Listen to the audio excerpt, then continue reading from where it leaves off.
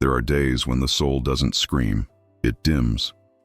There is no dramatic collapse, no loud implosion, only the slow burn of exhaustion that leaves you staring at the ceiling, wondering when you became someone who survives more than lives.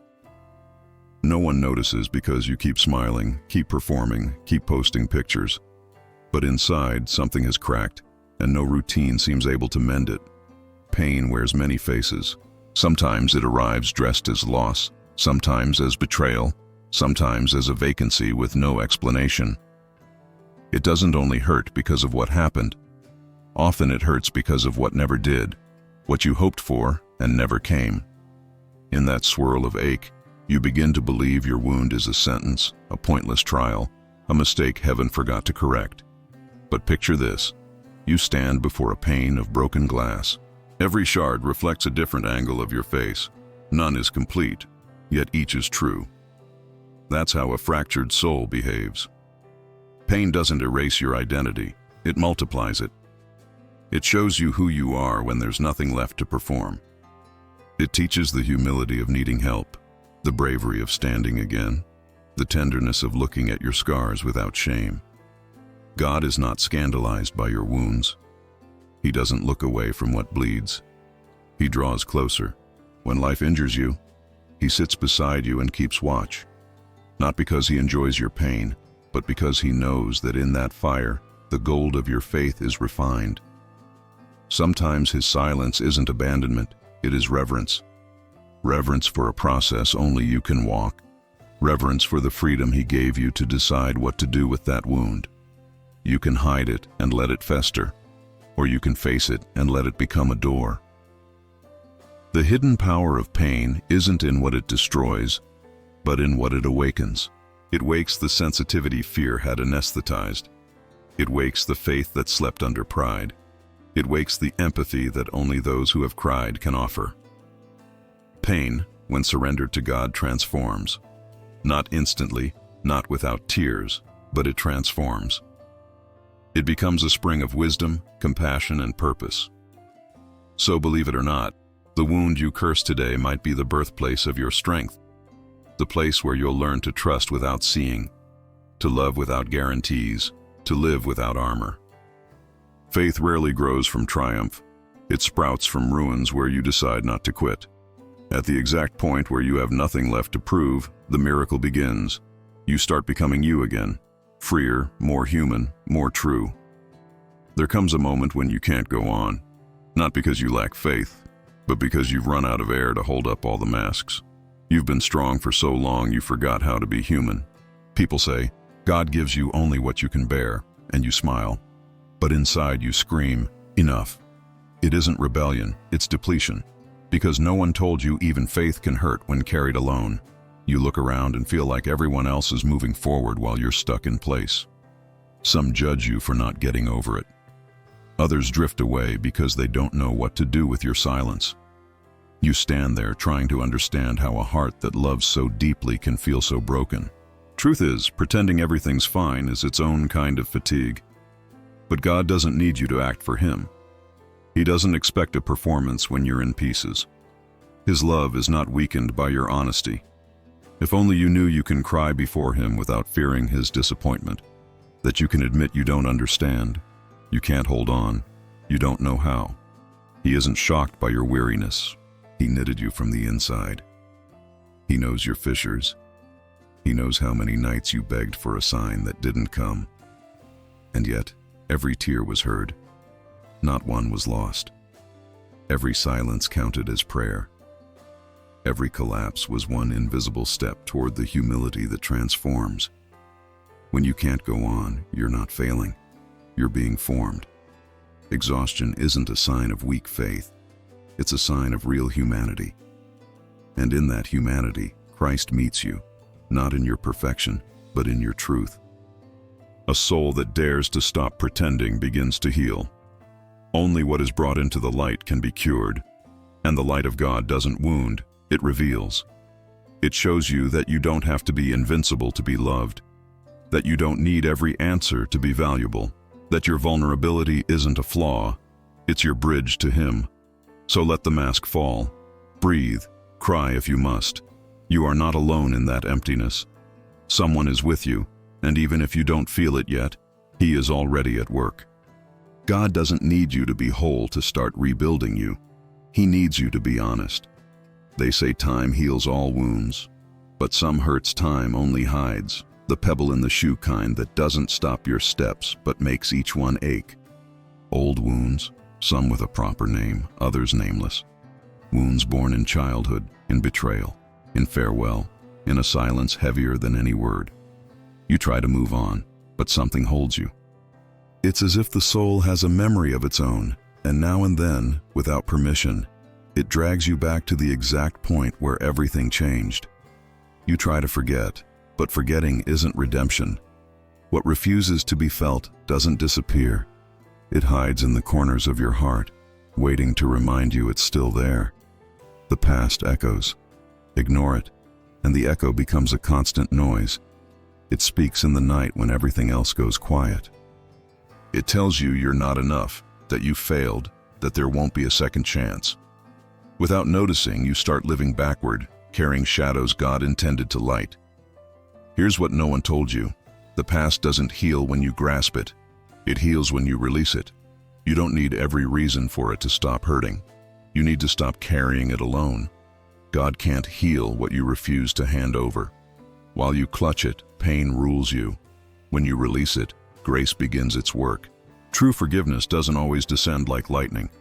Sometimes it arrives as weariness, a holy, I don't want to carry this anymore. That moment, which looks like weakness, might be one of the most powerful of your life. Because there, you decide your wound will no longer be your identity. You decide the story that broke you won't have the final word. God doesn't erase your past. He redeems it. He doesn't rewrite it. He illuminates it. And when He does, you see what you couldn't before. That in the middle of all that pain, there was presence. When you thought you were walking alone, someone held you. Not with noisy miracles, but with small mercies. A timely word, a person who stayed, a strength that came from nowhere. Your past is not a prison, it is an altar. In the place where you thought you died, the version of you who learned to look up was born. God doesn't ask you to forget. He invites you to see it through His eyes. What you call scar, He calls testimony. Some pain arrives like a storm. Other pain camps like a season. You learn to live with it. It follows you to work, sits with you at dinner, lingers when you laugh. You didn't choose it, but it shapes you. Pain doesn't come from God, but He never wastes it. That's one of the deepest mysteries of the soul. How what looked useless becomes the place God teaches you to live for real. When everything goes well, you seldom look inward. When something breaks, the external noise dies and you stand before yourself. You see how much was built on sand, your plans, your certainties, even your faith. In abundance, you thought you knew God. In loss, you learned to hear Him. It turns out life isn't about understanding everything. It's about trusting in what you don't understand. Pain strips you of what you don't need, even when you refuse to let it go. It burns away pride, dismantles appearances, cleanses the soul of what is shallow. Like fire refining gold, it hurts, but reveals purity. Each time something falls apart, God isn't destroying, He's unveiling. He shows where your security really was and calls you back to the hands that never fail. And though it feels unfair, your wound becomes a mirror. It teaches compassion. You don't judge as quickly because you know the price of getting up. You don't speak with harshness because you know how much silence can wound. You don't mock the weeper because you remember what it felt like to cry without being understood. A surrendered wound humanizes you. It makes you resemble Christ, the man of sorrows, who turned the cross, a tool of shame, into the emblem of love. The key is how you respond. Pain can harden you or grow you. It can close you or enlarge you. That is its hidden power. It can be teacher or executioner. It does not decide, you do. When you choose to learn, pain stops being an enemy and becomes an ally. It teaches you to wait without quitting, to walk without knowing, to love without guarantees. Gratitude shifts from what you gained to what you learned, and that is when the soul matures. In that quiet, sacred moment, God smiles, because he knows you're ready to see what you once couldn't. Pain wasn't the end, it was the beginning of your transformation. There is a point along the way where words run out. You are out of explanations, out of strength, out of direction. You've prayed so much you no longer know what to say, and you wonder if God is still listening. Yet at the edge of despair, he begins speaking his oldest language: silence. God's silence isn't indifference. It's a different kind of presence. It's the space where the soul learns to hear without noise and to see without distraction.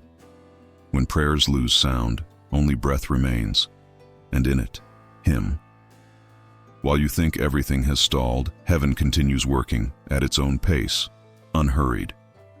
Silence is not punishment, it is preparation. In the clamor of life, it's easy to confuse God's voice with the echo of your own desires. But when he keeps quiet, he purifies expectation. He teaches you to listen with the heart, not with anxiety. As if he were saying, "Be still. Let me speak another way." In that enforced rest, your faith stops leaning on emotion and anchors in trust. The great ones knew this. Job, in his loss, didn't receive immediate answers, but in the silence he met God in a way words could never have allowed. Elijah searched for him in the wind, quake, and fire, and found him in a gentle whisper. Mary held her silence before the mystery, and her stillness became the cradle of salvation. Sometimes you ask for signs and God gives you silence, not because he doesn't love you, but because if he spoke, you might not understand yet. Faith that depends on answers is fragile. Faith that learns to wait in the dark is unbreakable. God's silence is where the soul ripens, where you stop asking why and start saying, "Here I am." In that surrender, dignity remains intact. You stop demanding and start trusting. And before you notice, silence fills with small signals, a message arriving at the precise moment, an embrace that steadies, a peace without explanation. They are not coincidences. They are whispers from heaven. Understand this, and you no longer fear silence. You seek it, because there God speaks clearest, not with sentences, but with presence. Not with promises on paper, but with company in the night.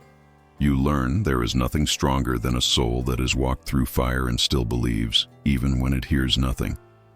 Then one day, no exact hour, you feel something shift. The pain that was an open wound begins to hurt differently. It doesn't burn, it weighs. It doesn't bleed, it teaches. You realize the invitation was never to forget it, but to let it fulfill its purpose. Pain doesn't vanish by magic. It transforms when you pass through it. Passing through doesn't mean pretending it doesn't hurt. It means looking without fear, letting it speak, letting God reveal what lies behind. Sometimes behind pain is a truth you didn't want to face: fear of losing, the need to control, pride that refuses to depend. Other times behind it sits a deeper ache, the desire to love without conditions, to be seen, to be understood. When God allows you to feel that deeply, it's not punishment, it's awakening. Nothing rouses faith like the moment you have nothing left but faith. Under the weight of the world, you look up with new honesty. You don't chase miracles, you seek meaning. You don't only ask for a way out, you ask for company. And company arrives. Not always as sudden light, but as warmth. God becomes present as endurance. He gives strength for the day you deemed impossible. He grants calm to hold your tongue when everything in you wants to shout. He supplies forgiveness you never thought you could offer. That strength isn't self-made. It's heaven dwelling within you. Pain doesn't always leave. Sometimes it stays, but it doesn't harm anymore. It turns into memory, into scar, into a chapter you can tell without shaking. What used to break you now supports you. The wound surrendered becomes root, foundation, starting point. No one told you this. The places where you bled would become the very places you bloom. Pain has a secret power. It reveals your essence. It shows what truly matters.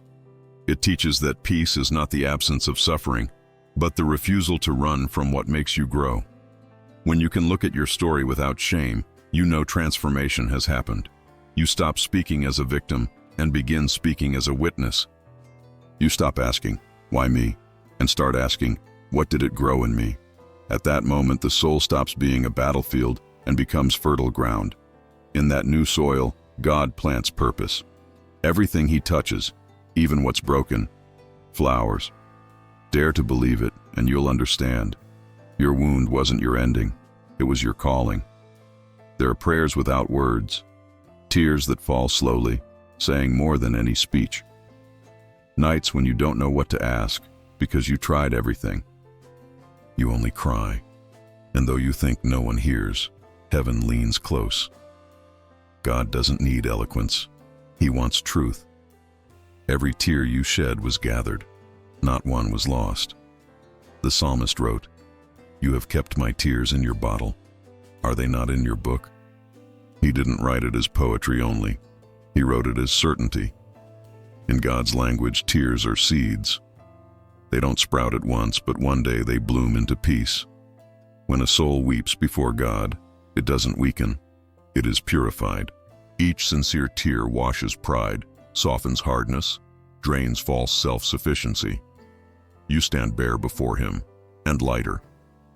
Crying isn't losing faith, it's letting faith breathe. It's mysterious. The more fragile you feel, the nearer he is. When you can't hold yourself up, he holds you. Strength rarely arrives when you choke your tears. It arrives when you offer them. Offered tears become trust, the purest language of a surrendered heart. Many run from tears, mistaking them for weakness. But tears carry power. They open locked doors, soften stone hearts, bridge distances. Where speeches fail, a sincere tear brings walls down. If you knew how often God watched you weep without stepping in, it wasn't neglect. He knew that your tears were doing a work inside you that no instant fix could accomplish. He was growing roots instead of granting shortcuts. One day you'll look back and understand. Every night of weeping was a necessary chapter. Without them, you wouldn't know how deep his comfort runs. Only those who have truly cried can understand what it means to hear God's voice say, "Enough, my child, I rest with you now." After the tears, a different dawn comes. There are no crowds, no flashy miracles. It is a dawn you feel more than see. You rise with the same body and the same problems, but something inside has changed. You can't explain it. You only know something in you is breathing again. That, calm, untethered to circumstances, is faith. Quiet faith doesn't shout, "God will do it." It whispers, "God knows." It isn't the faith of slogans. It's the faith of a tired heart that still believes unseen. It doesn't live on certainties. It lives on trust. It doesn't promise the absence of pain.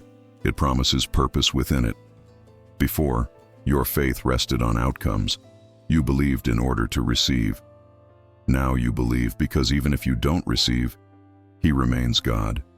That is spiritual maturity, when the soul stops using God as a temporary shelter and begins to walk with him as an eternal companion. Understand that, and you stop bargaining with life. You accept that not everything will be easy, but everything can be useful. Even what wounds you can serve you. You stop chasing proof and start seeking presence. You stop asking for explanations and begin asking for direction. This quiet faith holds the world together. It's the faith of mothers who pray unseen, of men who labor without applause, of souls that suffer without noise yet trust without pause. It needs no spectacle because it has known intimacy. Then you discover the unthinkable. Your wound, the one you called a curse, has become a sanctuary. There you learn to believe for real. There you stopped chasing answers and started resting in one truth. God never left and never will. Even when you don't understand, you are safe in his hands. When faith ripens, the soul grows quiet. Not because it has dimmed, but because it has learned to listen more than speak. In that quiet, faith ceases to be theory and becomes life. For a long time you thought pain proved God had gone. You mistook his silence for absence. But now, after many miles, you look back and see he was there all along, not with lightning and spectacle, but with the constancy of the invisible. In every breath that kept you alive, in every morning that surprised you standing, in every embrace that arrived right on time. There was no abandonment, only discreet companionship. Even on the days you couldn't feel him, he worked, quiet but active, like a gardener tending in the dark while the house sleeps. Love doesn't need to be seen to be real. Sometimes the greatest miracle is simply still standing when everything should have knocked you down. If you're still standing, someone held you. God never left for a moment. He was there when your strength ran out and you kept breathing, when you wanted to quit and something, who knows what, kept you moving.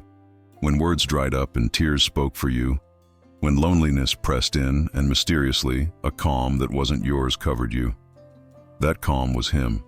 God's presence is often recognized after the fact. You understand it looking back, seeing the broken pieces somehow fit. What felt like delay was protection. What looked like loss was redirection.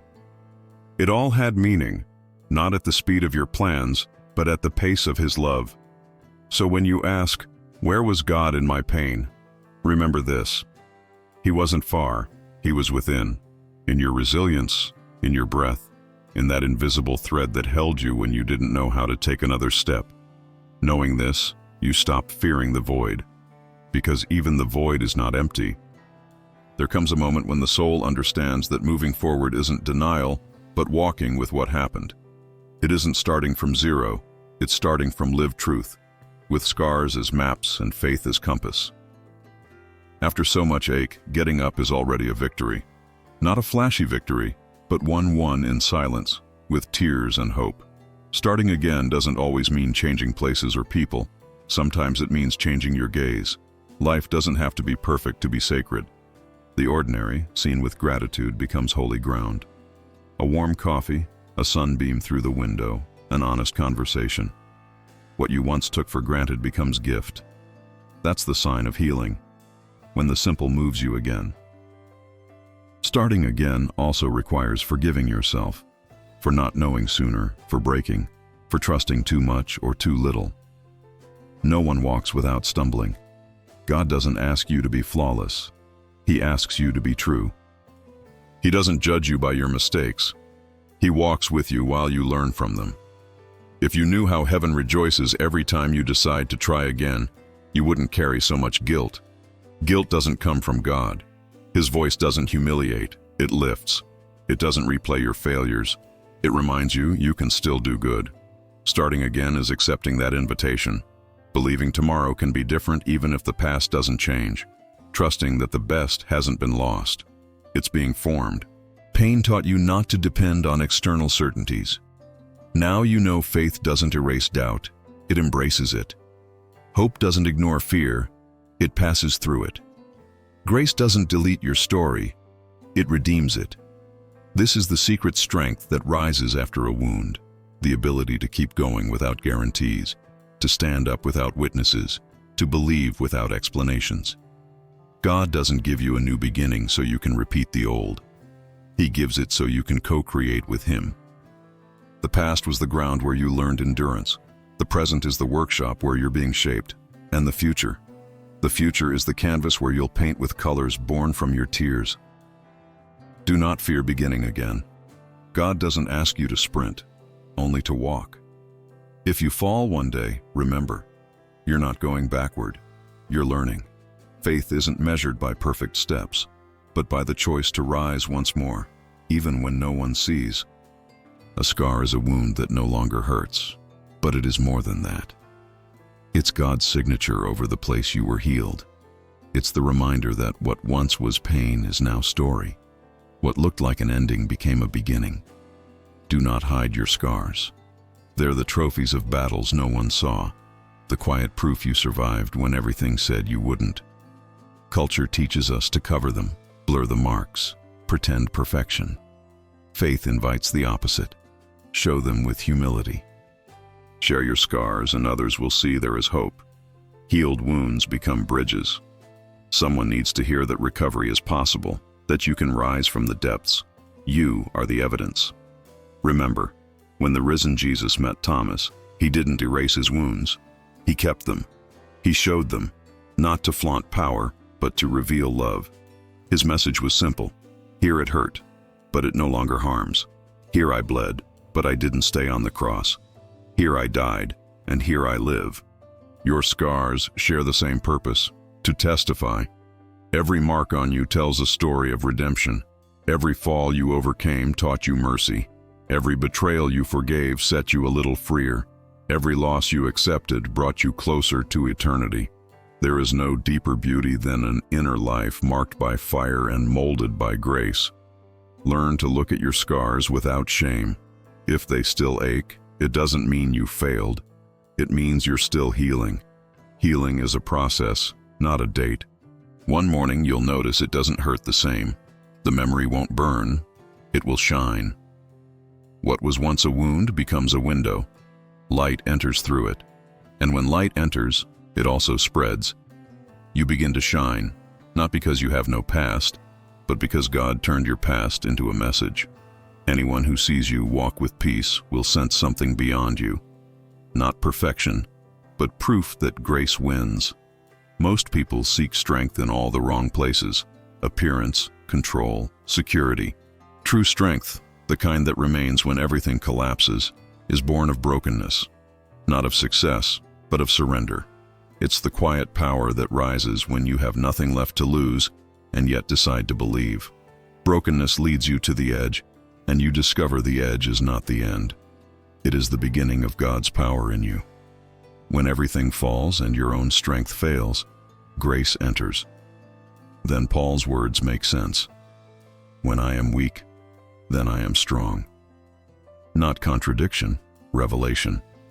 Weakness makes room for divine strength. Those who have never been broken rarely grasp the depth of God's love. But the one who lay on the ground and felt an invisible hand lift them cannot live the same again. Brokenness cleanses, teaches humility, frees you from the pride of self-sufficiency. It makes you sensitive to another's tears, compassionate toward another's fragility. And suddenly, what once embarrassed you becomes your power. You speak differently, listen differently, love differently, not from the urge to control, but from the awareness of being held. That strength is unshakable because it doesn't come from you, it comes from God within you. So when life breaks you, don't run from pain. Look it in the eye. Ask what it came to teach. Behind every crack, a seed of power hides. Not the power that dominates, but the power that endures. Not the power that imposes, but the one that inspires. The power of a restored soul. God is not asking you to be indestructible. He is asking you to be real. The strength He gives doesn't make you invulnerable. It makes you brave. It doesn't spare you from fire. It teaches you to pass through it without losing faith. That is victory, not to emerge unscathed, but to emerge transformed. Nothing you lived was wasted. Every tear, every weight, every hush served a purpose you couldn't see then, but can begin to see now. God doesn't squander pain. What you endured, the fair and unfair, chosen and unchosen, belongs to a larger plan. We mistake purpose for success or recognition, but true purpose is transformation. The fruit that grows when you let pain make you wiser, more compassionate, more human. There is a spiritual maturity that only descends when you break, and, instead of hardening, choose to understand. God never promised a woundless life.